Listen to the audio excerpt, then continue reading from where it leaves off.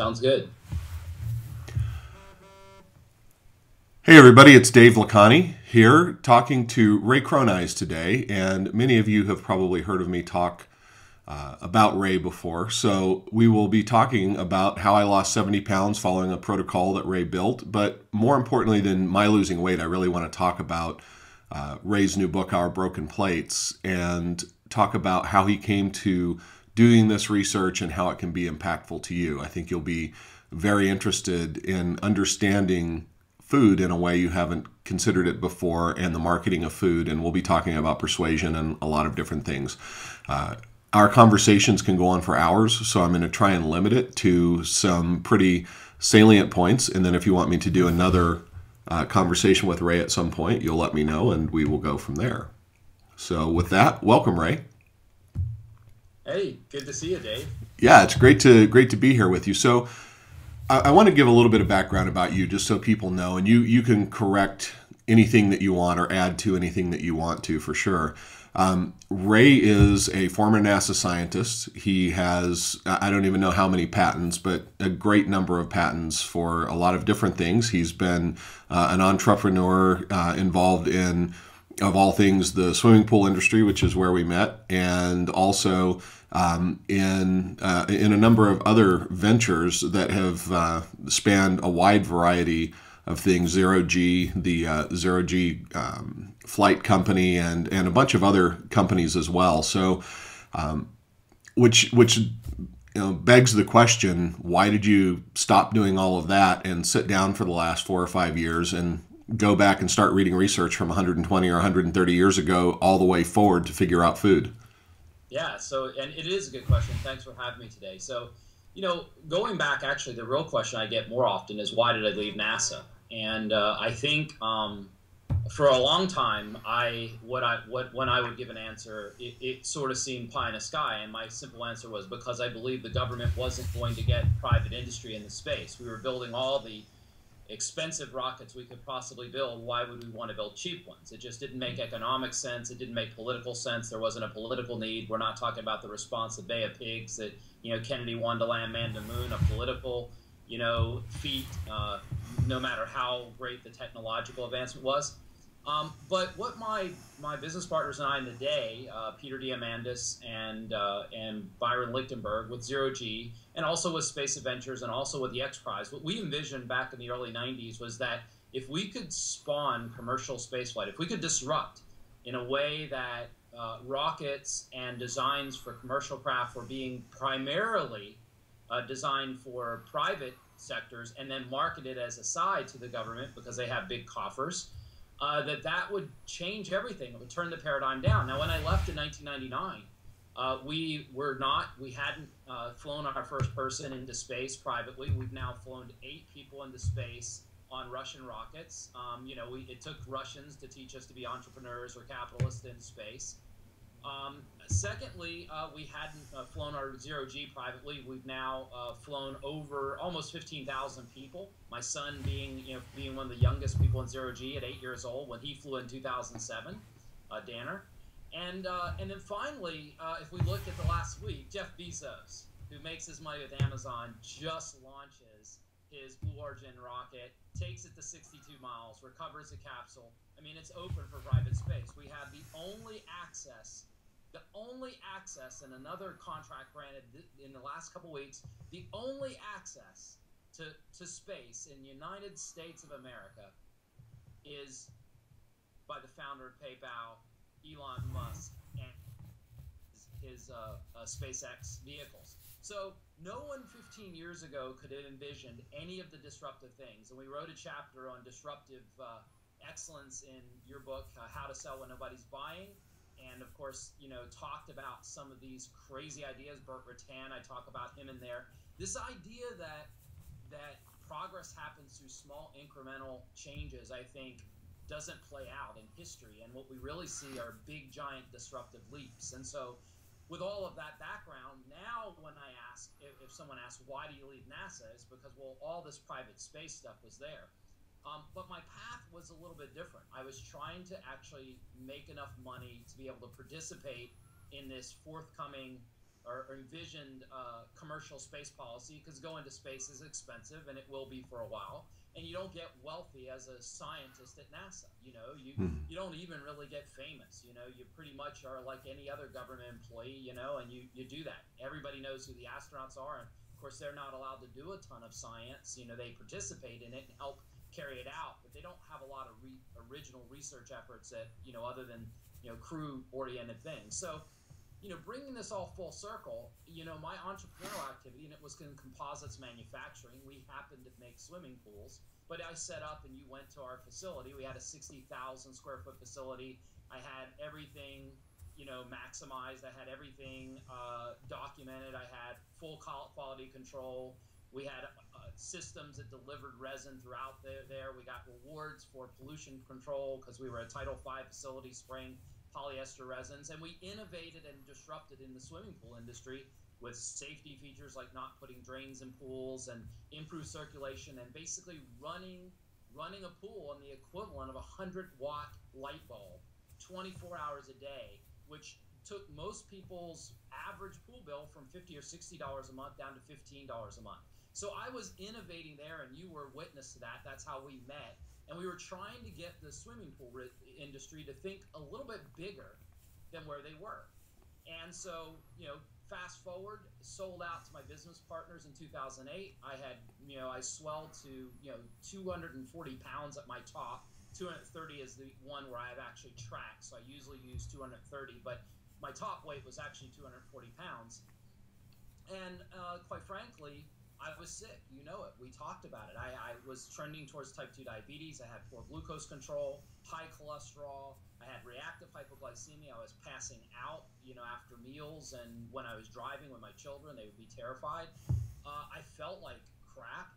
I just, it was a complete reboot. So when we were doing it during that time, when I wrote how to sell the disruptive excellence chapter in your book, I had finished all that cold stress, and you and I were talking on the phone, but I wasn't going to write a book. I wasn't doing research. I just was a fat guy that didn't want to be fat and sick. It was simple. And we talked about this. I remember very distinctly during that time period. And, yes, I did keep records because I'm a scientist and I jot stuff down. That's just what I do. But it really wasn't until after that, until I visited, Peter Diamandis, knows the author of Bold or Abundance, and he was my business partner at Zero G. I visited him at Singularity University that summer, and it was held at the Ames Research Center at NASA, which was an interesting thing. But basically, we were there. We were at Google over the weekend. I stayed out there I went out there for a week, and I stayed for like 2 or 3 weeks. We did a Zero G flight while I was out there with some paying customers. And what I realized is that everybody wanted to hear about this story. And one of those everybody's was Tim Ferriss. Tim was there. He hadn't seen me since like 2007 when we met at one of Joe Polish's conferences, super conferences. And Tim was like, dude, you've lost so much weight. What'd you do? And I was like, it's crazy. And then Peter's like, you got to hear the story. You have to hear the story, what he did. And I told the cold story, and of course that's now, everybody's seen that in the book, and he wanted to tell that story, and I let him do that. But again, not to be in this position. It's a completely accidental thing, and I think that's where most disruptions happen, because I didn't come to it with any diagnosis bias. I just simply knew that what I was doing wasn't working, and I didn't want to be healthy. So to bring this little bit, the intro bit, so that people sort of understand that basis and that motivation, I began the blog because, hey, my name's going out to millions of people and collecting lists of names of people. Everyone said I needed to do it. But what really happened then is I started being challenged a lot about the veracity of what happened, about, whether or not I was just making this up, whether I was another one of those diet guru people that was doing a fad diet. And why wouldn't you just do diet and exercise? Why would you do this cold thing or eat ice cubes, and all the ways it got twisted? And I twisted and thought, this is not what I'm saying. I was watching my diet. I was exercising 6 times a day. I was doing Body for Life. Bill Phillips interviewed me for my former successes with Joe Polish at one of his conferences. So it wasn't that I wasn't trying what they were doing. It's that it wasn't working effectively. It wasn't fast. I wasn't able to keep it off. It would always come back with interest. But at this point, now I've been given the TED-Med stage, and I'm given this opportunity to speak, and I really wanted to get to the bottom of it. So that's kind of a long, but I think necessary foundation that says, how do you go from being a NASA scientist from weightless to weight loss expert? And I didn't intend to be here, but I think that's the best possibility, because I'm not trying to condemn the people that do this for a living all the time, but I'm not one of them. I don't care what the answer is. If the answer is, fillet of ram testicles, then by gosh, give me the razor blade. Whatever the answer is, I don't care. I just didn't want to be fat sick. And now I'm lean. You've known this for 6 years. I've kept it off. So, that's kind of to really put a spin on this where I think people can understand, because you and I, during that process, were so connected. And I want to share more with your audience about a little bit about those motivations, because, that's what I've learned a lot from you. These forces that drive us to focus, to, the unintended, or for some people intended, sort of subliminal persuasive messages that are constantly bombard us. And I think there's really no bigger example of that than food. Absolutely. So you went back and you took a look. Well, before I get there, I mean, you did go back and you started reading the research from more than 100 years ago forward, and reread just a tremendous volume of information and reconducted tests and a lot of things. So I want to just right off the bat, a lot of people will say, and I'm just going to kind of give you I'm going to give you some of the things that I used to say, and I'm going to also give you some of the things people say to me all the time, and let you sort of rebut those for a minute, or at least explain them. And so, the first thing is, I'm just getting older, my metabolism's slowing down, and that's why I'm gaining weight. Right. Well, right behind me, I don't know if you guys can see it, but this is my library that's set up because I've been writing. So back on the very far side are all the hundreds or thousands of papers, hundreds of papers at least, all these books. I did. I would, if you would watch the documentary, if you want to understand more about this, I'm going to send everybody on a wild goose chase and tell you to rent and watch the documentary Tim's Vermeer. Because what I was doing right at the time when I wrote that chapter for your book is I was helping my friend Tim Jennison build this room, and it's an obsessive, crazy idea. He had a lot of money to put in this project, and they did a documentary. But watch the documentary, what Tim did to reverse engineer how Johannes Vermeer, the famous Dutch painter, was able to, quote, paint with light. The reason why is because that was the inspiration for this project. I saw these stacks of books at Tim's home. I was looking at all the crazy things. He was visiting all the sites. He's like, this stuff doesn't add up. It looks like a video signal. And he started to just do a YouTube video, and then he turned into a bigger project. Well, I learned from that. I said, when you go back and read, knowing how the story ends, you can see it transform in a way that you don't see if you're just grabbing bits and pieces of information that you need for a degree, or bits and pieces of information you need for some blog that you're writing, whatever.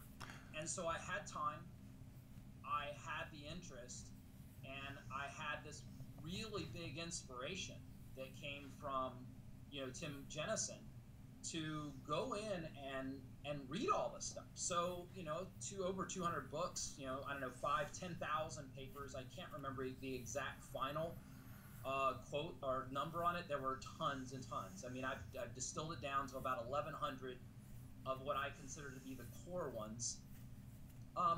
And what I found is the story actually isn't as complicated as we make it. And, I can say really simple, if everybody wants to know the answer, it's really simple. We eat too much. Now, if I just said that, everybody might say that's so intuitively obvious, and it should be.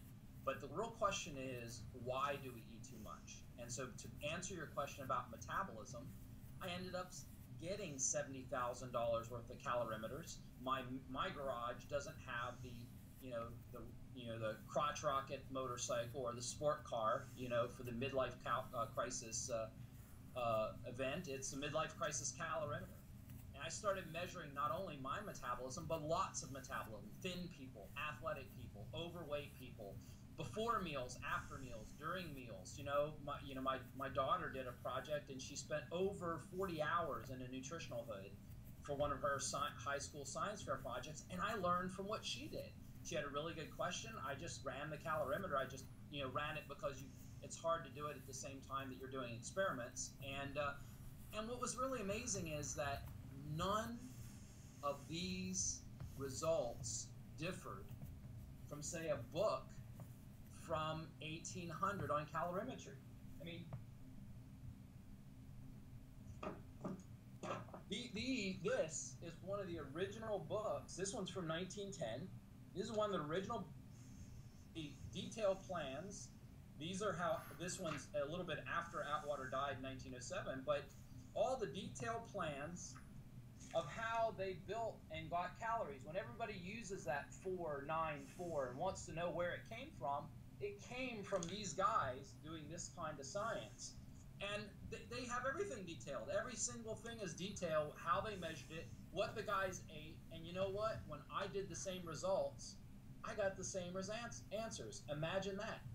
And suddenly I have, books, good calorie, bad calorie, all this stuff saying, it's all wrong. Calories not a calorie. Things aren't like they seem. Well, how did these scientists get these results? And the answer is because they actually measured everything. Mm-hmm. We got a lot of people that are reading abstracts, reading papers, not really good at statistics. That's a big one. And they're lying with numbers. They're not intentionally doing it. I think they really believe what they're saying. Mm-hmm. But what I can tell you is, first thing, back to your question on metabolism, so not to lose focus on that. If your doctor, if your trainer, if your diet coach, if your best friend, your mother, whoever it is, says anything about your metabolism being up, down, slow, fast, wrong or right, or any way broken or fixed, the question is, was any metabolism ever measured? I mean, do you guess what your speed is in your car and just think it's right? Imagine if we did this. Imagine if we were trying to figure out the speed of a car.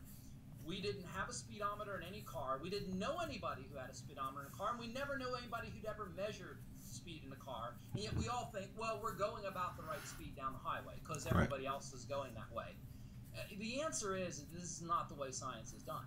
Right. And so when you measure, what you find is that you get the same results they have. Now, if you get the same results they have, discrepancy, back to your, I would love for you to share with them your deductive and inductive reasoning example when I finish here. But if you look at it simply and say, really, all of these papers for a century, or over actually 2 centuries, are wrong, and we suddenly got this new revelation book that's right. So what you're going to hear from Our Broken Plate is not some new revelation. You're going to find that what we've measured over 2 centuries is actually correct.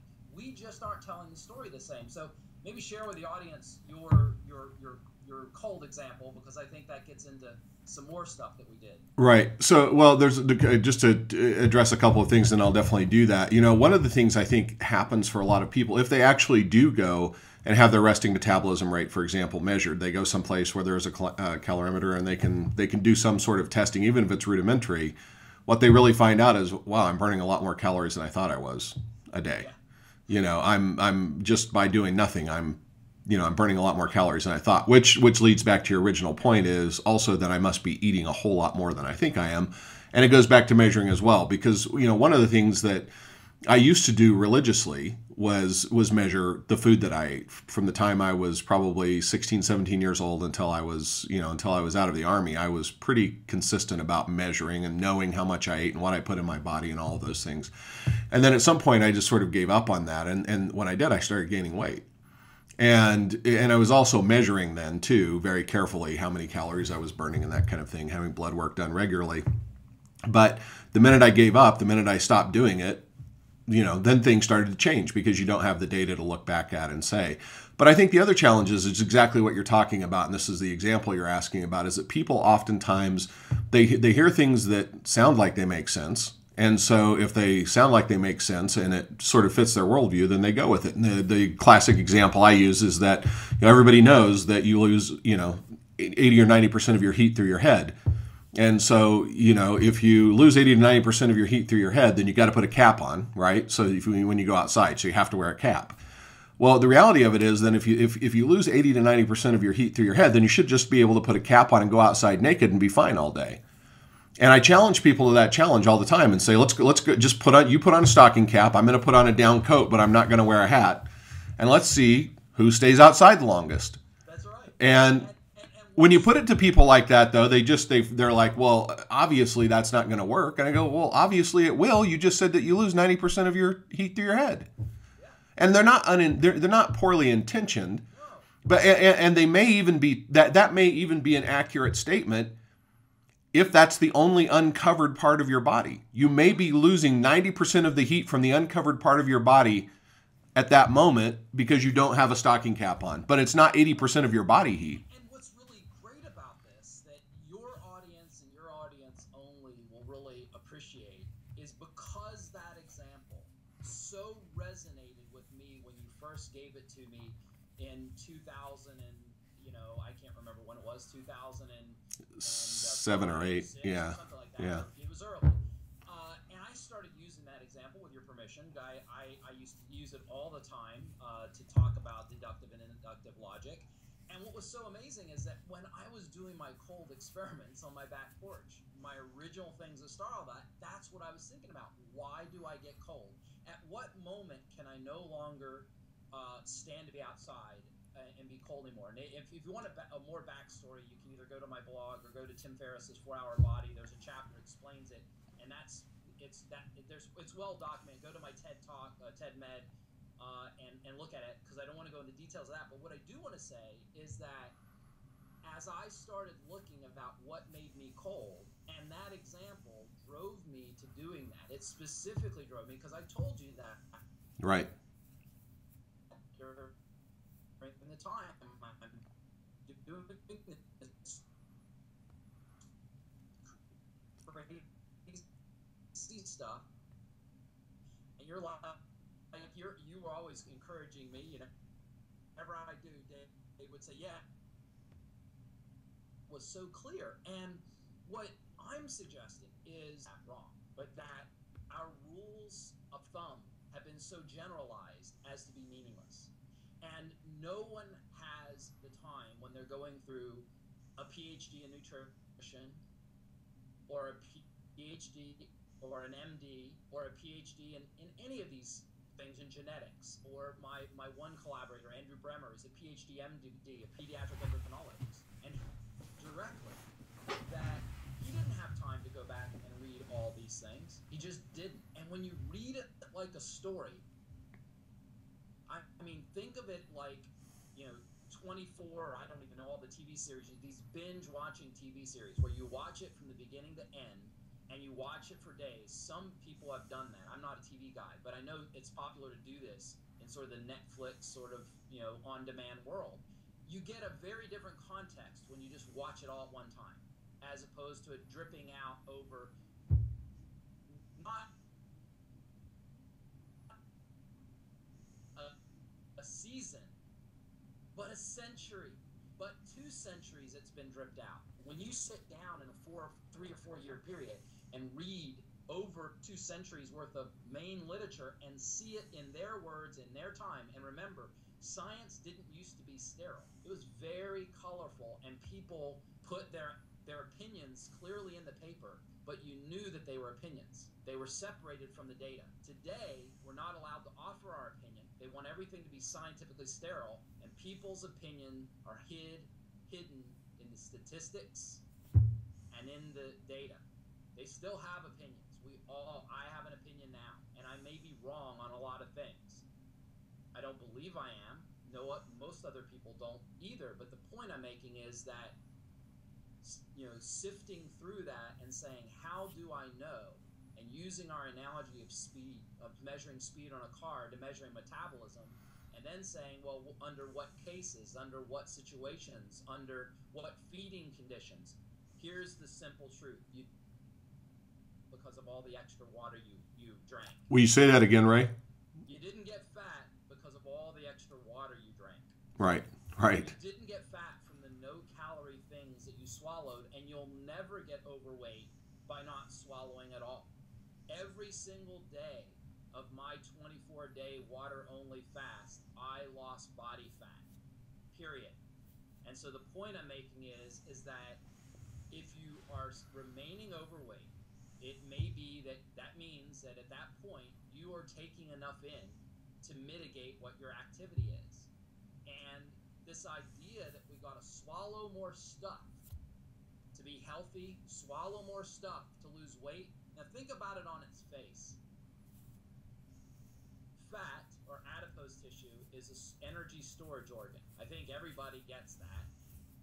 And plants and animals store energy as fat. Now, the modern media message is we need to eat the storage organ of another animal or plant, be it olive oil or, butter in our coffee, to burn our own storage organ. Now, why isn't that just false on its face? Back to the obviousness. I think this is a succinct, obvious thing. Need to eat another organism's energy storage organ to burn your own. That doesn't mean that those things don't manipulate yours. What I'm saying is, on its face, before you even test the hypothesis, it is falsifiable. It's not, you don't even have to go to the next step, right? Because our storage organs are there for time when there isn't food, and the whole hypothesis assumes that you're swallowing something, which means you're not going to get to your storage organ. So are we surprised?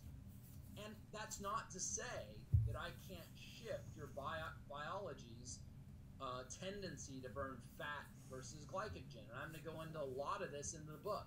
But I'm going to tell you, it doesn't happen the way everyone's thinking. They're playing circus tricks, and these circus tricks are shortcuts and are no different than sales and marketing shortcuts. They're no different than all the other shortcuts we have. And what I found in Power of an Hour about Fearsome Focus was the idea that we needed to concentrate and focus on what we needed to get done and get it done. There wasn't a shortcut. There's no 500-hour way to get 10,000 hours of experience. Right. It just isn't. Right. Well, I think the other thing about that is as well that when you do take those shortcuts and you try them, and trust me, along the way I've tried most of them. They're, like you said, it always comes back with interest, right? You're not fundamentally changing anything. You're just simply doing something that has a short-term effect, and it may have a tremendous short-term effect, but the longer-term impact usually is not the same. So it's even people I think who follow diets like Atkins and things like that. If you and I don't know, I haven't looked at the research personally, but my guess is that the biggest majority of those people are probably heavier now than they were when they started. Right. And even if they do succeed, let's just look at it this way. What I find very contradictory is that in the athletic and sports arena, that's where we see most of the fitness research done. In other words, right. We see metabolic labs and studies of human and diet. It's all sort of conflated in with athletic performance. Mm-hmm. It's all integrated in there. And so one of the biases that might be happening, and it might be something that we have an issue with, is, and I think it's sort of contradictory, another level contradictory too, is that we are in a situation right now where most of the time with these studies, the amount of weight they actually lose is like 10 or 15 pounds. Now, you, Dave, understand, anybody who saw Penn's weight loss or my weight loss knows my clients lose weight way faster than that. It's more like 25 pounds a month, which everybody would say unhealthy. We can come to that later. But the point I'm making is this. First, they don't get really good results. And secondly, every one of these studies, or almost most of these studies, I shouldn't say everyone, most of these studies will claim that compliance is a big issue. Like the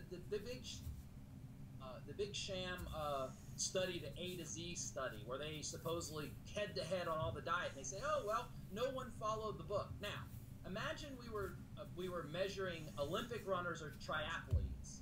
And some of the triathletes actually did the training and went every day and rode the bike, and some of them didn't. And we said, the training's not effective because nobody actually really ran and trained like that. People really don't train that much. But I'm going to tell you, the winners do. The winners always do.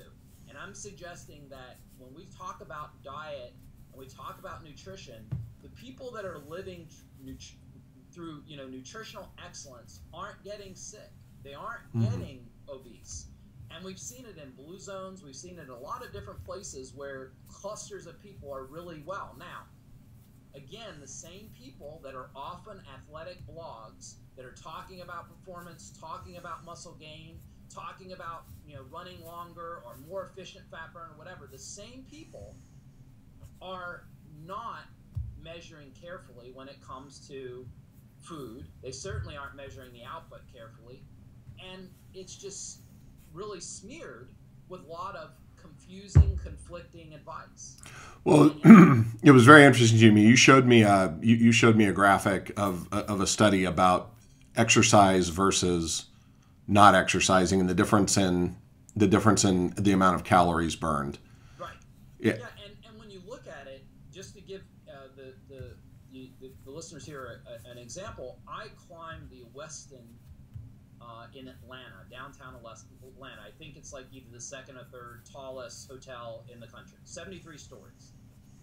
And I had a portable calorimeter, which is it's a $40,000 box that measures every breath, how much carbon dioxide is coming out, how much oxygen is consumed, and that's a thumbprint that tells me the quantity of energy I'm burning, and that also tells me whether I'm burning fat or glucose, glycogen, carbohydrate.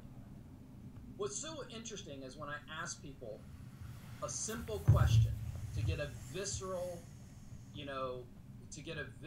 memory in their head, how many Oreo cookies do you think it took me of energy to climb 73 stories of stairs over a 20-something minute period? And the answer is 3 1/8. 60 calories. That's it. It doesn't take much energy to move people. You can't out-exercise your mouth. And when I look at and give someone a better visual, this is 5 pounds of fat. Now, this is pretty big. You would not believe, to put in perspective, the iPhone 6 is big too, but I mean, it's a big thing of fat. And that when I throw this to someone and they feel the mass of it, and they see the size of it in front of them, and they say, wow, I have one of these here, I have one of these, and if you got 10 of these, where in the hell is it? And so I say, okay, you take your average athlete. Let's say he's 180 pounds. He's very muscular, and let's say he's 10% body fat, for example. 10% body fat, right? So if he's 10% body fat, that's 18 pounds. If you'll let me round up to 20 and say, where are 4 of these in that lean cut athlete? And the answer is, we marble just like a steak does. A lot of that big bicep that you think is all this big mass can also have fat mass inside it.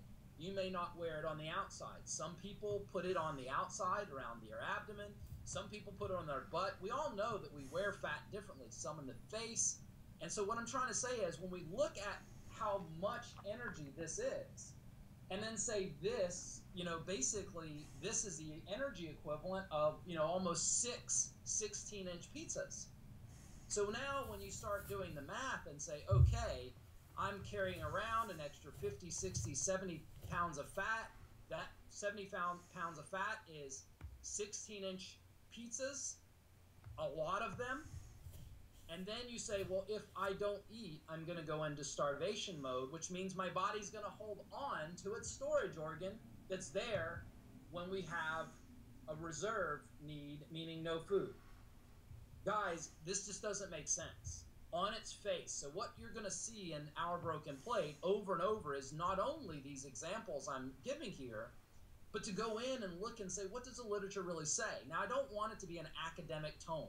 It's not going to be as footnoted and as detailed. Where I am seriously disrupting an opinion, meaning I have new ideas, just like a lot of diet books have new hypotheses about why people get fat. What I raised the bar on myself, and Dave, you helped me with this goal, and we knew that it was going to take longer. Every place where I'm seriously going out of step with what the masses of people might say or what people think the literature says, I have assembled a distinguished academic team, and we're publishing it in peer review. So there won't be a single thing that I'm saying that's a huge step. So we have a different idea about metabolism, a different framework for metabolism. That paper is about to go in right now. We have a different framework on type 2 diabetes. That paper is about to go in. The metabolic winter hypothesis brought in a new idea about organizing food, and that's in. And so what I'm saying is that I think we need to return and what's to this time period where people are really carefully considering the basics. The simple question like you ask about if I don't have a hat, and it's such a clear example, you know, but or maybe I should say it in the affirmative. If I have a hat and nothing else, I'm going to stay warm because 90% of the heat, you know, is lost to the head. And that kind of language permeates. In fact, it dominates almost entirely the discussion about food and calorie and metabolism. Well, and I think it's because it's so easy too for people to get confused about what these things mean. So things like, you know, good carbs, bad carbs, good, you know, calories, carbohydrates, protein, all of those kinds of things they're very easy to manipulate, you know, and the interesting thing about it is, so, you know, as protective as the FTC and that kind of thing have been around saying you can't say these things or you can only say these things, the problem with it is that a lot of the food marketing is totally different. So a great deal of puffery is allowed. So puffery in advertising is allowed, where outright claims that are wrong are not. But puffery saying, this food is the best tasting ever, even if there are, blind taste tests that say it's not, or any of those kinds of things. So there's a great deal of latitude there, and that latitude, that puffery, and these ideas of being able to confuse people with science by using, this is a whole other topic that we don't need to go down today, but it's the idea that you use scientific terms to validate beliefs or whatever, as opposed to actually using science to validate truth or to disprove truth. Right. And so people do the same thing with food. So, one of the big things that you hear is, I've got to cut out my carbs. If I just cut out the carbs, well, then my fat will go away. I'll lose weight. Or if I eat more protein, I need to eat a lot more protein. I've got to have some protein within 20 minutes of waking up in the morning. Or I need to eat 5 meals a day and make sure that they've got good protein balance in them and that kind of thing. And this was one of the things that, that I knew, but I didn't really think about until you and I started talking about this. And I had to keep bringing myself back to it all the time, is that a protein is not flesh. Protein is an amino acid chain that, and it really means nothing in terms of how you get it. So it's not. Let's look at that example, because I think this puffery, I love that word, and I think that this is, first of all, there are no villains in my book. And what I mean by that is, my goal is not to say it's GMO, it's government, it's the McGovern report, it's right. It's fat, it's carbohydrate. There's no villain. What I'm going to do is try to break it down and show why I believe the contradiction exists. Mm-hmm. And I think readers are smart enough to stop listening to the contradictory debates. I'm not going to change the government. I learned that long ago, and I don't really care to. But when we look at this thing like food, let's take something simple about food, and what we postulate in our first paper, the metabolic winter hypothesis, and maybe you can put a link to that so people can read, is when we went from seeking sustenance, just having food, to seeking specific nutrients, our relationship with food changed. We started seeing food in a new way. We started organizing it around these numbers, or around these macromolecules, protein, carbs, and fat. And that's not to say that has no use, but it might have limited use. And it's not the only way to organize food. And one of the problems with organizing it, so let's take the word carb that you well know. I know I see you flinching every time you're saying it because you know how bad I hate the word. Normally on my call, folks, if I hear the word carb, I just cut people off because I hate the word. Anyway, but let me tell you why. So a carbohydrate is a structure in organic chemistry, and turns out, glucose is a carbohydrate. Simple refined sugars are carbohydrates. Starches are carbohydrates. Cotton is a carbohydrate, and wood, cellulose is a carbohydrate. And the thing about it is that moths eat cotton. leave your cotton stuff in a moth infested room and come back and you'll see. Termites eat wood, and that's where they get glucose from. In other words, there are lots of things. The chitin structure of a crab cell, very hard, impervious thing. That's a carbohydrate. Now, if a person believes all of those substances that are carbs are isometabolic, meaning they're similar metabolically, then calling them all a carb is probably a good thing. But the problem is, as soon as they're different, because we know that sugars and beans, one is a whole food starch and one is a refined sugar, have a very different metabolic profile. And we're not talking about speed and direction just now. We're talking about fundamentally having an impact on the liver and how the liver processes calories. So when we start calling these carbs, then people can then play trickery. So, here's a really great thing. If you happen to be in the high fat surge right now, which is no better than the high carb surge, but anyway, if you happen to be in there and you see that everywhere you look, these studies seem to be coming out saying, oh, it's carbs. Carbs are the problem. I compare high fat to a high carb diet and look at the difference. Here's how you can look at every one of those studies and see, and it has to do with the cotton and the wood that I'm going to talk about of carbs, and that is you'll see that when you go from the high fat arm to the high carbohydrate arm, one of two things is going to occur, and sometimes it's both. First, it's not a low, meaning the fat is still 20% or higher. Okay, so you'll see something that's called the high carb side, where they raised the carbohydrate and kept the fat up at 30 or 40%. And they said, well, that's what the people ate. Back to before what I told you, bad control.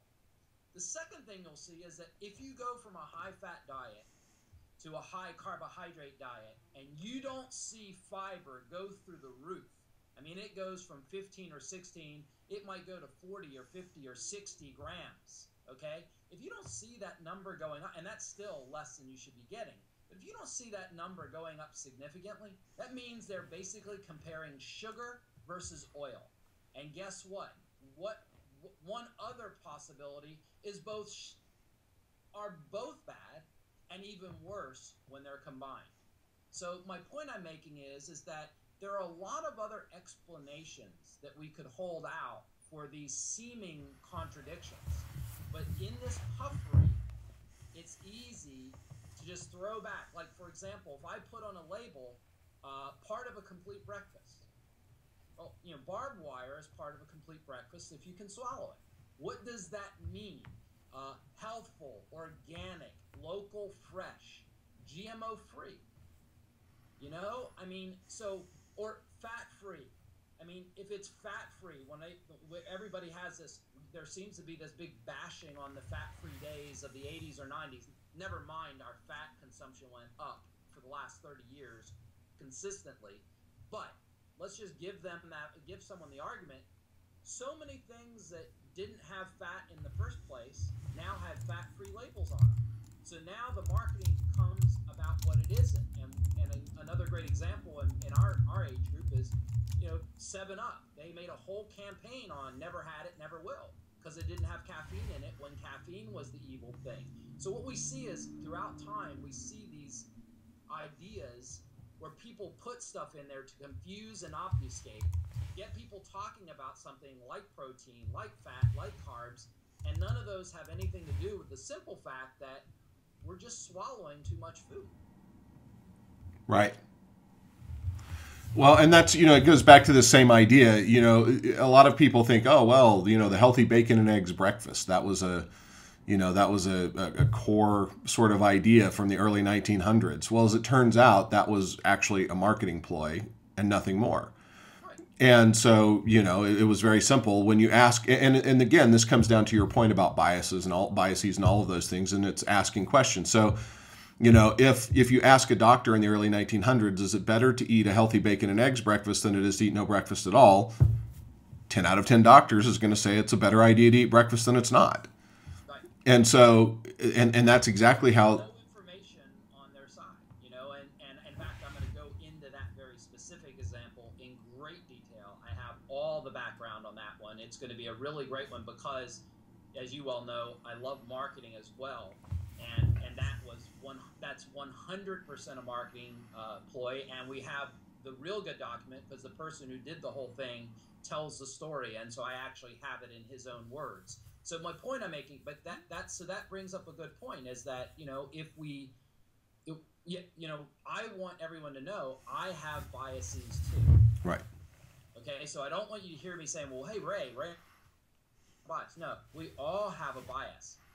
But here's where I feel like I have an advantage right now. And here's why I think some guy in his garage in Alabama can make a difference. And that's because, first, I really don't care how the story ends. I'm not making a living with it coming out one way or the other. It's my health that I was concerned about.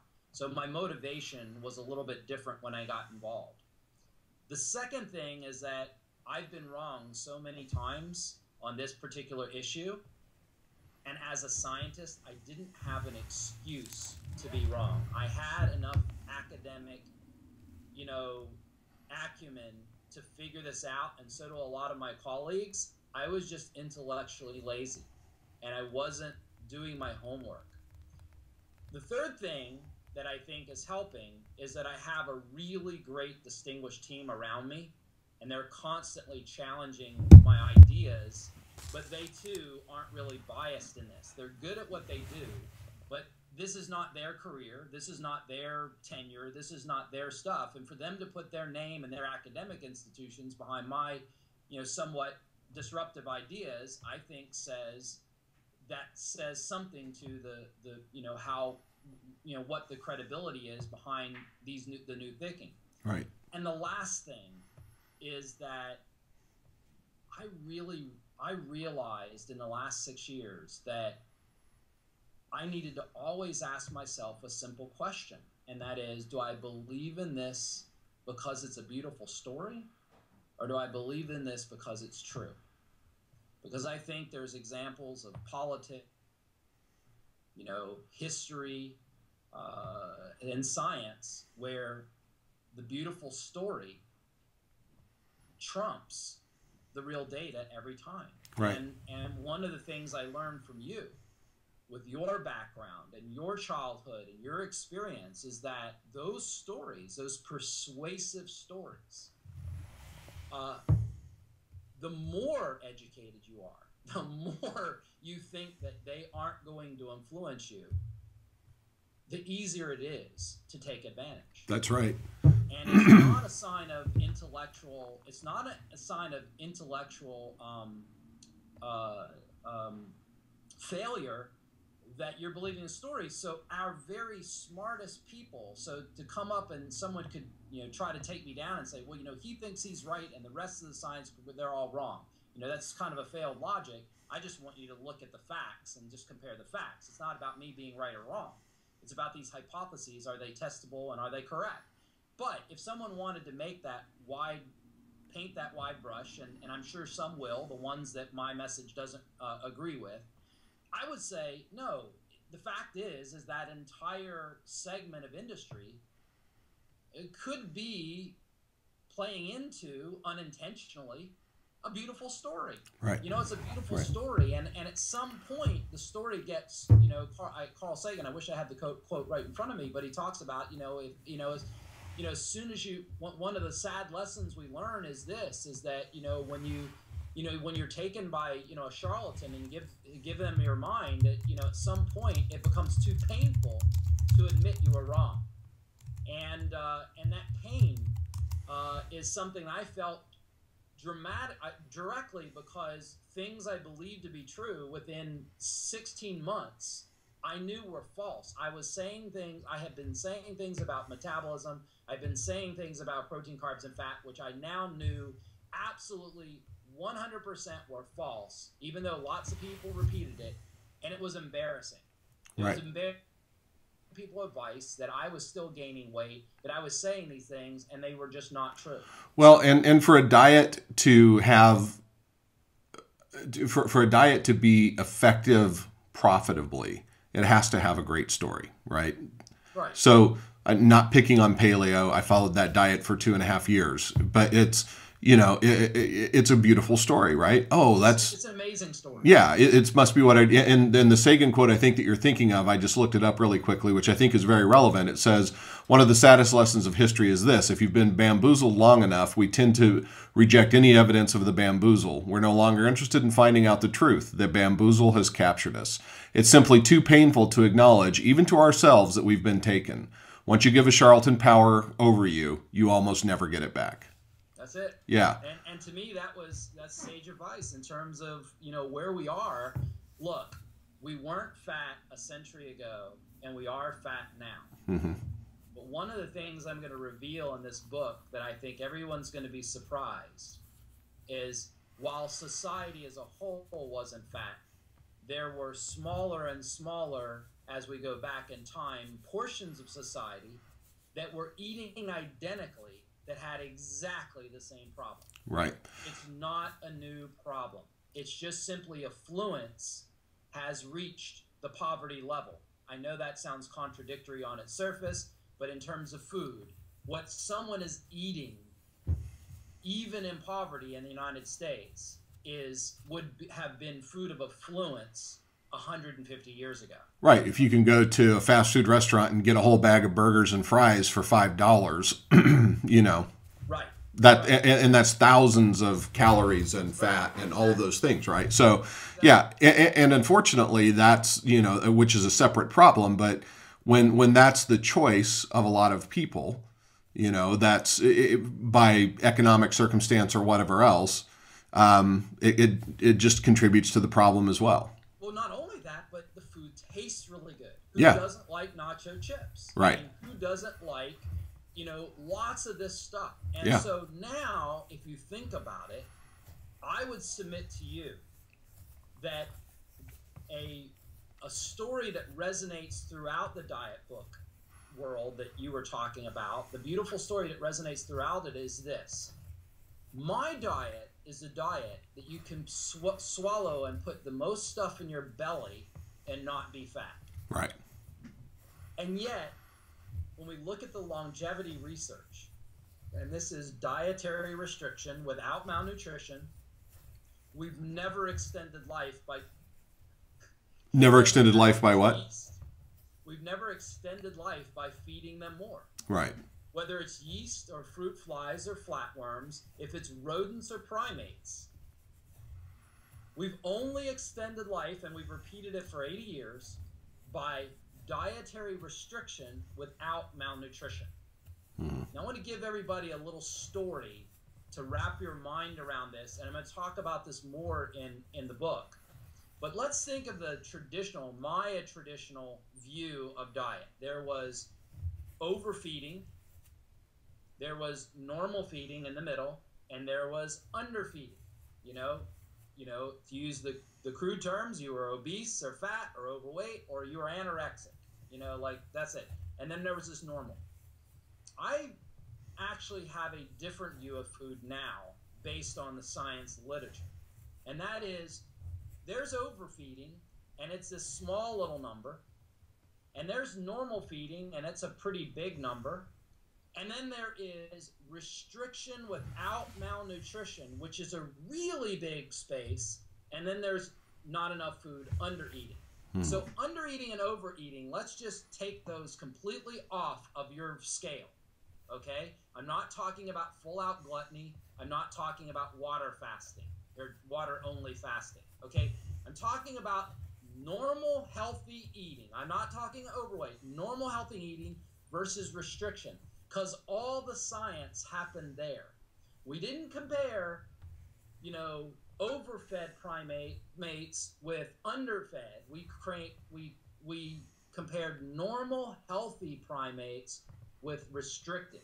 And what we've learned is when we restrict that nutrition by about 30 to 40%, they live 50% longer. And most of that living, or they have an increased health span of 50%. And most of that health span is due to the diminishment of age-related disease, cardiovascular disease, cancers, glucoregulatory problems, metabolic syndrome, and other kinds of disorders.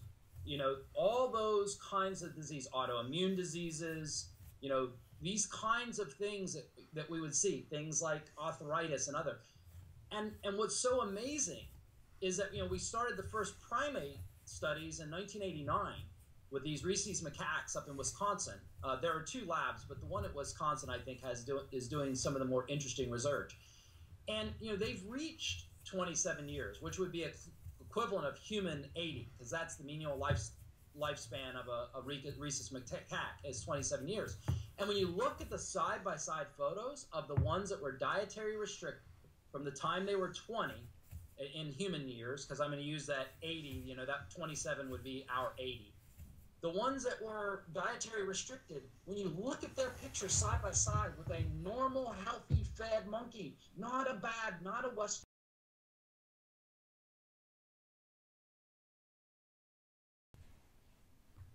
You still have me? Okay, you're back. Okay. I don't have your video, though. There you are. All right. So when we look at the normal fed with the restricted one, and normal healthy, not Western diet, but normal healthy, what we find is that they're not getting age-related disease. Their age-related disease, less than, do you still have my video? Yep. Okay, their age-related disease is less than, 20 or like 25% or maybe 30% of them have an age-related disease. On the other hand, the ones that eat a normal diet, almost all of them, almost 80% of them have disease. Yeah, those pictures are shocking when you look at them. Yeah, and those are, these are side-by-side comparison. They started a new group of males and females, 30 new monkeys in 1994, and we don't see that they're going to be any different. They're coming out the same way. So what I'm saying is that these are our cousins. Yeah. And so what I want to try to point out to everyone is I don't want to write a book about how to eat. I have some ideas, I have opinions, but to me that obfuscates and confuses. It puts too much beautiful story in. What I want everybody to do is ask why they eat. And there's a difference, and everybody's talking about what. I just want to ask a simple question, why? Mm-hmm. And as long as we can agree on the answer, there's not a right or wrong answer. If it's because, I want to have the most fun as I can in all my life, that's a perfectly acceptable answer. But I think most people believe they're eating for healthy reasons, and the truth is they're really just eating to be a part of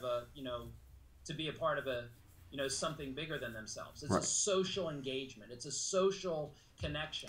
Well, that was the interesting thing, because when I went through this process and I said, all right, I'm going to, if that's really true, what you're saying, Ray, that it's mostly social engagement and those kinds of things, then I'm going to do this at the hardest possible time of the year from Thanksgiving until the first of the year is when I lost the original weight, right? When I said, okay, I'm going to do this. So I said, if I can do it through the holidays, then that'll make sense to me, that it'll, but the fast, and you're exactly right. Like the fascinating things, it was that I wasn't hungry and I wasn't eating, but people get so nervous when you don't eat. Like they get really uptight and upset, and, they really want to feed you and make sure that you're okay. And what's wrong with you if you're not eating, and how, all of these things. Like there's tremendous social pressure to eat, and it's very easy to give into that as well. And, one of the things, which we're coming up on an hour, and so I'm gonna wrap this up, but we can have another conversation if people are interested. They can let us know on Facebook or on Twitter, or you can shoot me an email if you're interested, or put it in the comments of the video, and I'll do another conversation with Ray. But at the end of the day, it really is that sense of taking that control back and saying, it doesn't really matter. I can sit here. You can eat all the sandwiches you want, Ray, and I'm just going to sit here and talk to you anyway. And it doesn't really matter, right? It has no effect on me, and it shouldn't really have an effect on your sandwich eating either, but it probably will. And so, which isn't necessarily a bad thing. And I know you don't eat tons of sandwiches, but that, I'm not suggesting that. But that's kind of that whole thing. So there's two things I want to get to. Number one, I want to talk about your Kickstarter. And number two, everybody's going to say, yeah, but what do I do as a result of this? Like, I need to lose some weight. What do I do? So can you give a 2-minute explanation or 3-minute explanation of what people could do right now that will have the most positive impact for them? Right. Well, I think the biggest thing that one can do is to be sort of more mindful about why they're eating. And I would say, actually, I think, Dave and I plan to do some things together and reach out to this audience and get some people going. I coached, if you've seen Pem Gillette, we'll talk about that in the Kickstarter, but I coached Pem Gillette over 100 people and helped them lose an enormous amount of weight, including Dave. Right. And that is coming. But to not put that as the sort of the cart before the horse, I would say that to prepare, I would start thinking about more consciously, why you're eating every time you're eating, and what kind of sensations and what's the conversation and dialogue that's having around you. And the reason why I'm not saying, cut out chicken, eat more low glycemic foods or whatever, the reason why I'm not going right to those rules is because those rules are not why you gained it back. All of those, we can give a whole list of rules to lose, but the real question that I asked differently, and what I'm going to be talking about in the book differently, is why I gained weight. How did I gain weight? And what social things led to that, And how do we have this conversation without it immediately not going to the extreme? Because certainly all of us being sick or eating to the point that we're sick and can't participate in our life or dying early is as social or as biologically or socially extreme as they get. If that's normal, and I'm just saying, hey, what if we sort of don't eat so much, and that's considered to be heresy, we got a big problem, because our biology is designed for a world of scarcity. Right. So the thing I want people to do is to start thinking about, how many times last week did you socialize with people and it not involve food or drink? And maybe go a week and say, I'm going to have a week and I'm not going to do anything that involves food or drink. Not that it's wrong. I'm not saying don't ever socialize with food. I'm just saying for 1 week of your entire life, don't do anything socially with food, and just look at what the response is, how you feel, how bad you feel, how much you think, because we do not eat to can socialize with food, but that's not the reason we eat. We eat to nourish our bodies so that we can healthfully reproduce and get on with our lives. That's the only real biological reason we eat. And what's interesting in the way we end the metabolic winter hypothesis paper, the only species that are obese and chronically ill are us and the pets we keep warm and fed, and they get exactly the same diseases, the same arthritis, the same heart disease, the same little doggy diabetes. And you know what? You can look at it and say, oh, I make my dog fat and sick. And you do, but it's really hard for you to look at your spouse or your child or your mother or your friend and say you do the same thing to them too. Right. But it's exactly the same socialization. The only reason that animal is socialized with you, I hate to bring it to the pet owners, is because you feed them. And it's a social cue. And they learn to overeat because they're getting something from you, you're getting something from them. What if that is the obesity problem?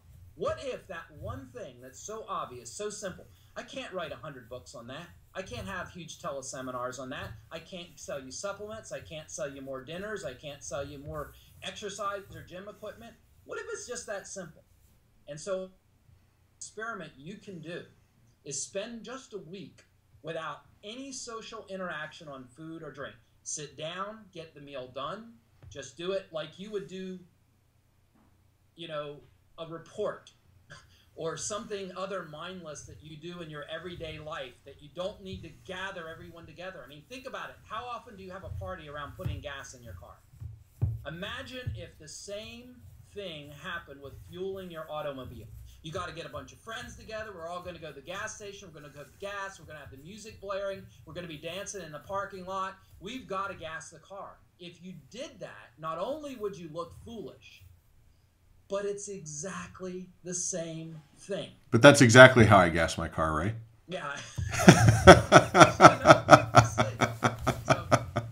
second thing you asked me about was Our Broken Plate. So Our Broken Plate is a Kickstarter project. If you go to you can go to bit.ly.com/Our Broken Plate. That's there. Or go to Kickstarter, Our Broken Plate.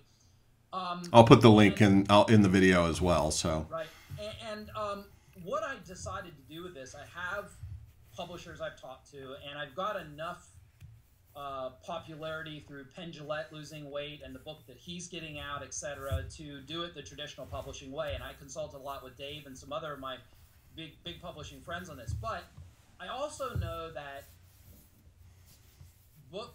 the publishers are in the business of selling lots of books, and there's nothing wrong with that. And then you heard in the beginning, Dave and I talk about the fact that the story that would probably sell way more is a diet book or a story that has the villains, etc. And I do agree with that's the case.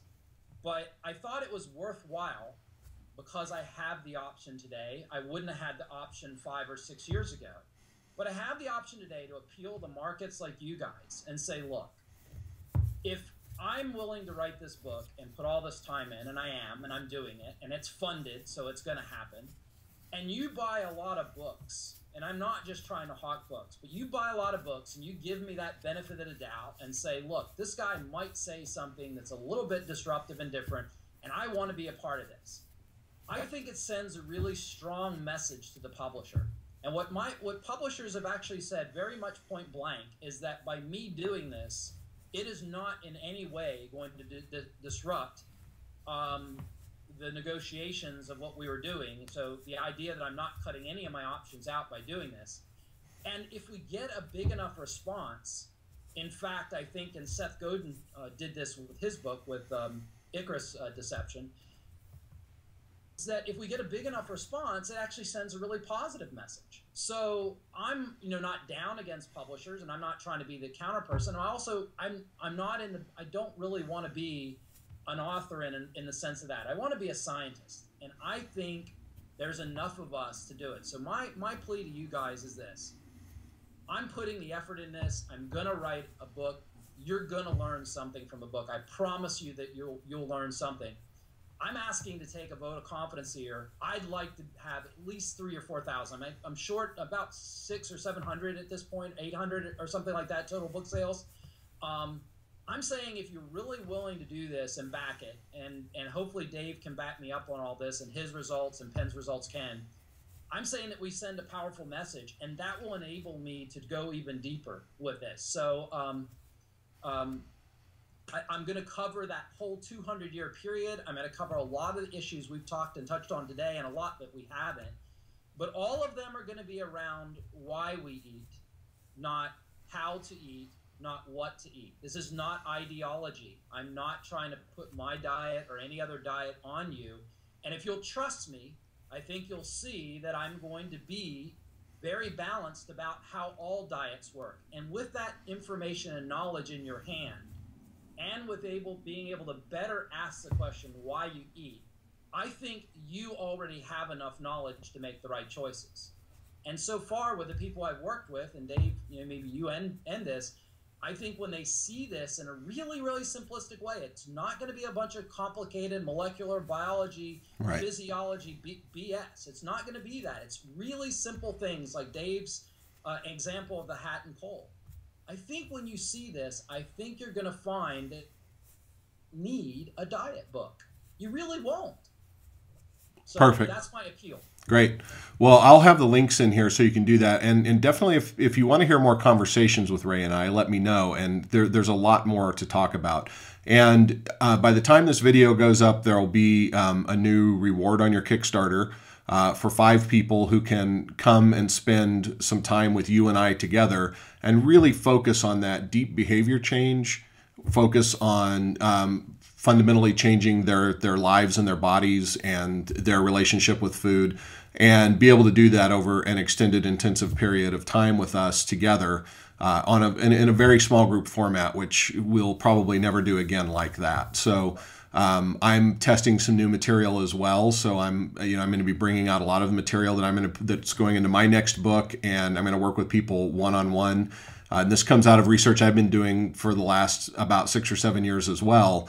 So between the two of us, you're gonna focus on 2 fundamental and core areas of your life: behavior change, belief change, and then clearly health change. And so make sure that you watch for that. But by the time this video comes up, at least go check out the Kickstarter and take a look at it. If you do nothing else other than grab a book, definitely grab the book. But if you are really committed to changing your health, changing your life, and changing your relationship with food, consider grabbing one of those 5 slots. I think you'll find it absolutely transformational in ways that I would have never imagined before I went on this journey with you, Ray, and and changed my life by finally getting my understanding of food correct and understanding of why I eat correct, and then developing a simple plan to fuel my body properly. And I've seen all of the things you've talked about. I've seen I had arthritis. I've definitely seen the symptoms of arthritis going away. I certainly know that I'm in better shape for the long term from losing 70 pounds than I would have been had I continued to carry a bunch of those blobs of fat that you showed earlier around. So I think all of those things are really important. So make sure that you check out Ray's Kickstarter.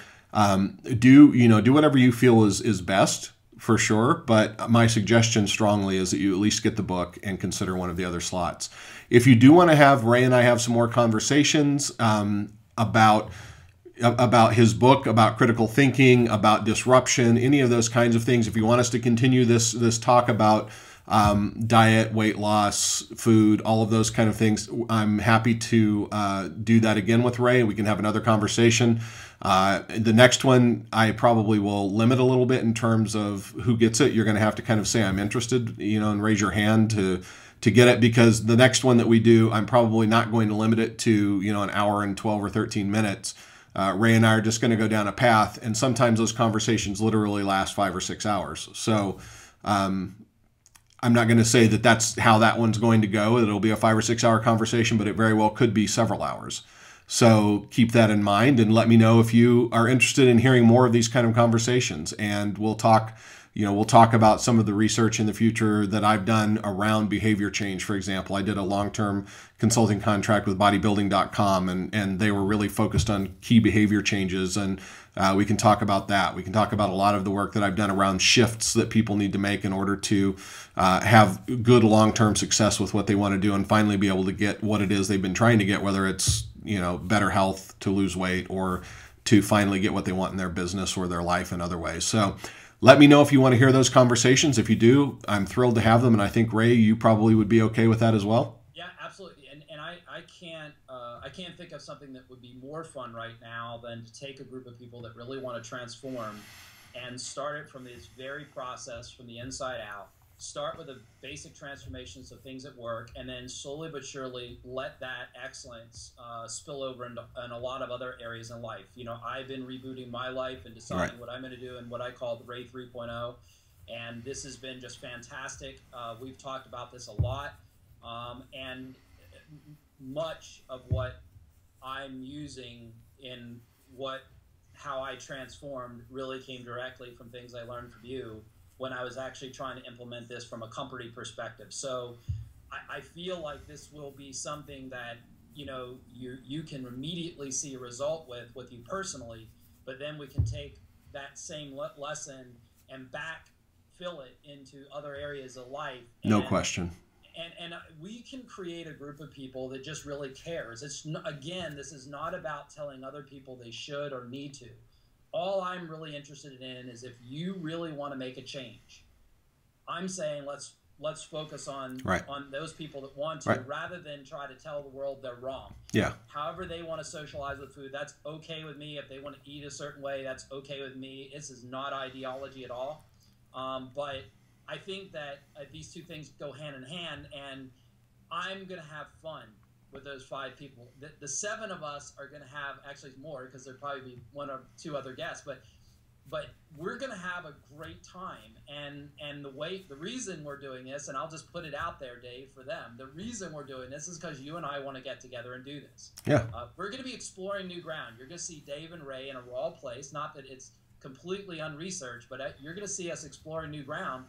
And we are going to put future programs together around this, because both of us have been really good at these kinds of transformations with other people. And this is something we both enjoy doing. We both enjoy doing together. We've been looking for a project like this for probably 8 years now. Mm-hmm. And it's time. So you're going to see it in 2016. So if you are interested, A, get the book, and B, let us know. Let us know about this, and I'll be glad to have more conversations with Dave. Great. Thanks, Ray. I appreciate you taking the time this Sunday morning on the Thanksgiving holiday. It's early there, I know, and I appreciate you starting out your day with me. Thanks. All right. Take care, Ray.